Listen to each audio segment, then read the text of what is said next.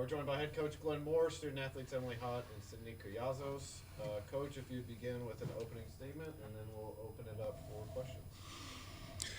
Well, I'm just excited as I can be to be back down in Cajun country, and excited about the food, of course, but also that this team has worked really hard through a lot of adversity this year to reach this point in the season and be awarded a postseason. We had one of our preseason goals to host, but with the challenges of the season, we kind of lost that, although we thought we were at a bubble team for that. But happy to be back down here. We know the competition is tough. It's going to be a tough regional and tough place to play.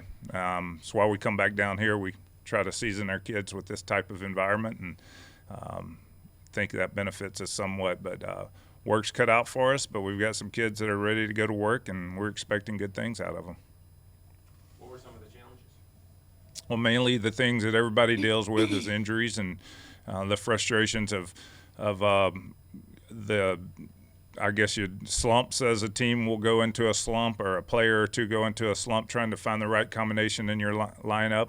Same things everybody else deals with, but hit us kind of hard at the wrong time whenever we're starting Big 12 or Big 12 conference. Had some pretty good teams in it, and we started off with a few of those, Oklahoma State, and of course Texas has had an outstanding year as well. So being challenged by the adversity we were facing, along with the timing of those opponents, led us into a little bit of a slump of not getting off on the right start. I think we were 1-8 in the Big 12 in our first 9 games, and but finally got it together and finished with 3 straight series sweeps. So the girls started feeling better about themselves and realizing that they're a pretty good team and playing pretty well down the stretch. Coach, for you, how much of an advantage is it? You mentioned about how you guys have been here before already. How much of an advantage is it when you go to a site where you've played before and have the potential to face a team that you've seen already? Yeah, I don't know if I would say it's an advantage for me any more than it is for us any more than it is for Louisiana, but the environment, I guess, would be the advantage. But that weekend is nothing compared to what we know we're about to encounter whenever the weather's good and it's not basketball season too, and all the fans are turning out. So we know the environment will be different. Obviously, we start off with Ole Miss, so will be I would think, a nonpartisan crowd to some degree. But just being familiar with the facilities, just having been there and warmed up, practiced, and hitting the same cages, all that makes a difference from a comfort level. And, I think that's probably the advantage we would have over going to a place that we haven't been before. Emily, was there a game, or what kind of turned it around after that rough stretch that Coach was talking about? I would say really for me the turnaround would be the sweep against UCF.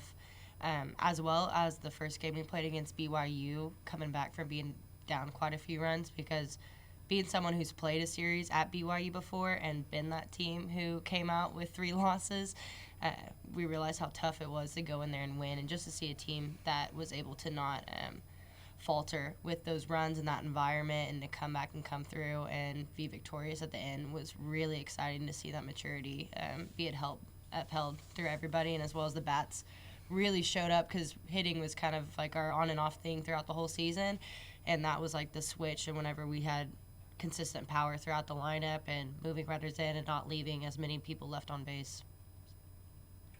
Well, what about, Cindy, what if last year y'all played Ole Miss, so they're not like strangers to y'all either, just like the Cajuns aren't. What do you remember about those games and going into that matchup? Last year, let me think back a little bit. We were a really beat up team last year. Not to say that we aren't a beat up team this year, but I think being in a similar situation, we've kind of learned from that experience and grown from it. And everyone likes a good redemption shot, so we're fired up to play them. We know what kind of talent we have on this team, and we're really focusing on us. But it's fun to get a nice rematch in the postseason. Coach, even though the crowds may not have been as raucous when you were here earlier, you go through the Big 12. That's what the atmosphere is going to be like. Yeah. Well, we came here to not anticipating coming back for a regional, although we know it's within the range of doing that. But we come here to prepare them for Big 12, to be honest with you, because this is a Power 5 type atmosphere, type talent here, of course, year in, year out. So, yeah, this is why we choose to play each other, and I think it's why Jerry likes to come to Waco as well. And you know, we have that same type of we may not have the same type of atmosphere from a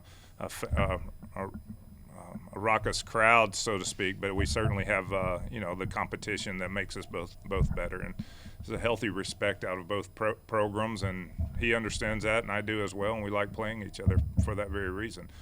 And you can schedule a lot of weak teams and pad your schedule and get a lot of high numbers and more home runs for your kids and things like that. But in the end, those teams fizzle pretty quick. And in the end, for both of these programs, we're fairly competitive in postseason.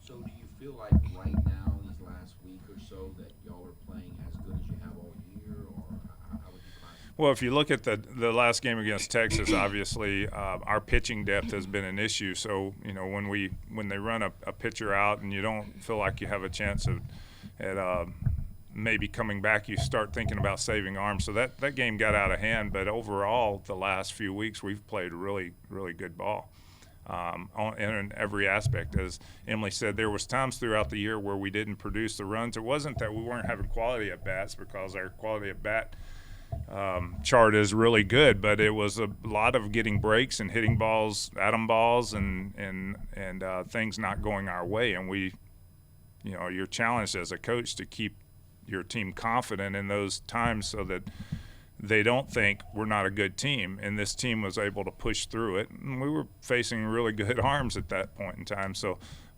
this team pushed through it, kept believing, kept working, and then the tables turned, and the percentages, as they do in our sport, started going our way, and those balls started falling, and miss hits, bloopers start falling in, and then a few more home runs, and we started looking like the team we thought we could be.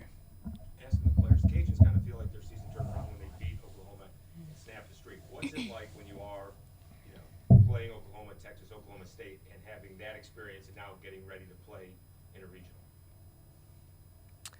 The Big 12, I mean, it's got to be one of the top two, if not the top most competitive conference. And so I think that playing those great teams prepares us for anybody. Because, I mean, we took a game from Oklahoma State. We competed with all of the three top teams in the Big 12. And I think that just reminds us what kind of team that we are, and it prepares us for anybody in the postseason, because the best of the best are in the Big 12.